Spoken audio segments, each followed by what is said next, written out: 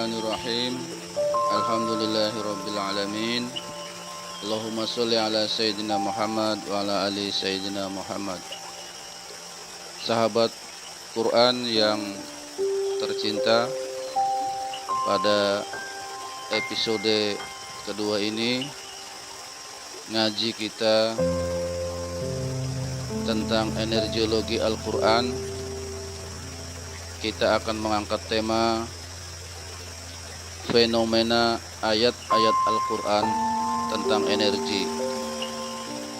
Pada pertemuan pertama kita sudah memetakan di mana wilayah kajian energiologi Al-Quran dan di mana pula kajian disiplin ilmu-ilmu Al-Quran lainnya seperti Nahwu Shorof, ilmu balago, ilmu tajwid, ilmu qiraah, ilmu tafsir dan lainnya. Pada kesempatan yang berbahagia ini kita ingin menampilkan beberapa ayat Al-Quran yang memang di dalamnya terkandung dimensi energi. Artinya kita ingin membuktikan deskripsi atau gambaran bahwa memang ada ayat-ayat Al-Quran itu yang menyiratkan tentang kekuatan energi. Sahabat Quran yang berbahagia, yang pertama, ayat yang paling utama adalah di dalam surat Al-Hasyr, surat yang ke-59 ayat 21. Bismillahirrahmanirrahim. Lau anzalna hadzal qur'ana ala jabalin la ra'aitahu khashi'an mutasaddian min khasyatillah. Wa tilkal amsalu nadribuha linnasi la'allahum yatafakkarun. Sekiranya kami turunkan Al-Quran ini kepada sebuah gunung, pasti kamu akan melihatnya tunduk, terpecah belah, hancur, disebabkan takut kepada Allah. Dan perumpamaan-perumpamaan itu kami buat untuk manusia agar mereka berpikir. Di sini jelas mensiratkan kenapa gunung itu bisa hancur jika Al-Quran diturunkan kepada gunung tersebut. Ya, secara logika, karena memang Al-Quran mengandung energi yang sangat dahsyat. Jika Al-Quran ini diturunkan kepada gunung, maka gunung itu akan hancur.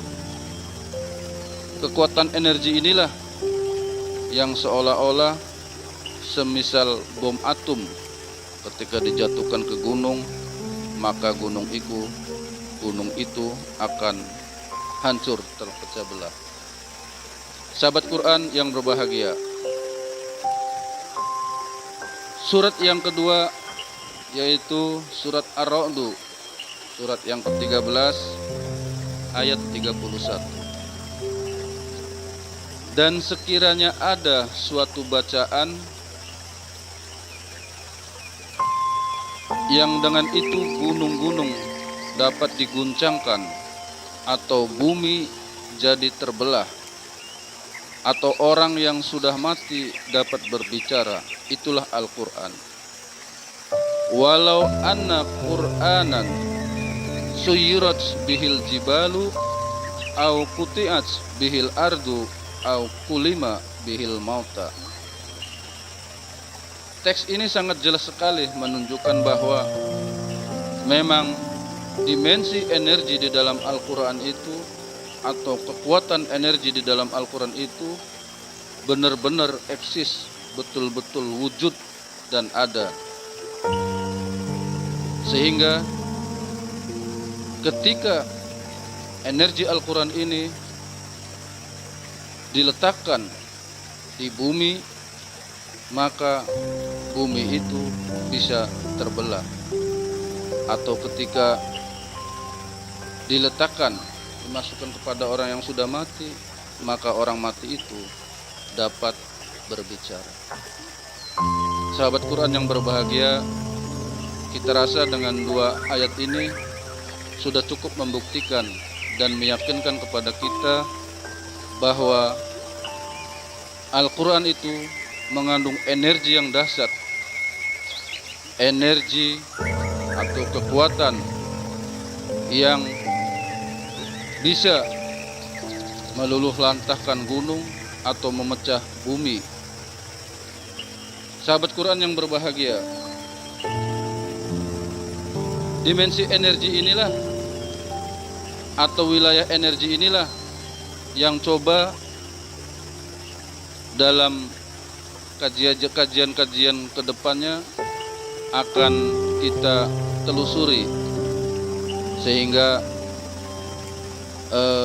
khazanah keislaman tentang energiologi Al-Quran ini benar-benar bisa kita kaji, bisa kita kembangkan.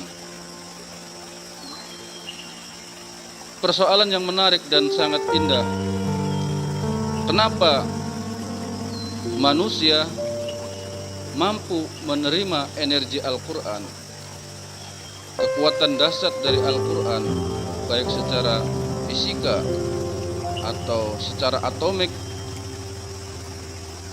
Kok manusia mampu menerima energi Al-Quran yang dia adalah kalam Allah, firman Allah yang sangat dahsyat? Ketika diturunkan kepada gunung, gunung itu akan terpecah, gunung itu akan terbelah. Tapi ketika diturunkan kepada manusia, manusia tidak hancur, manusia mampu menerimanya. Mungkin ini pertanyaan yang sangat mendasar dan perlu juga dijawab dengan teori atau konsep yang sangat mendasar. Barangkali kita temukan jawaban tersebut di dalam surat As-Sod, surat 38 ayat ke-72. Sederhananya, dalam surat tersebutlah kita mungkin bisa meyakinkan kenapa kita manusia mampu menerima energi tersebut. Ya, karena manusia sudah diberi wadah oleh Allah Subhanahu wa Ta'ala, sudah dikasih tempat untuk menampung energi tersebut. Bismillahirrahmanirrahim. Fa idza sawaituhu wa nafakhtu fihi mir ruhi faqa'u lahu sajidin. Apabila telah kusempurnakan kejadian penciptaan manusia yang jasmaninya tersebut disempurnakan oleh Allah, dan kutiupkan kepadanya ruhku, maka para malaikat bersujud kepadanya. Nah, dimensi ruh inilah, tiupan ruh inilah yang Allah tiupkan dalam jasad manusia sebagai wadah dari energi yang akan kita terima dari Al-Quran. Dengan adanya ruh di dalam diri manusia, di mana ruh ini berasal dari tiupan atau dari kehendak, dari kun fayakunnya Allah yang dimasukkan ke dalam dimensi jasmani manusia, maka manusia mampu menerima energi Al-Quran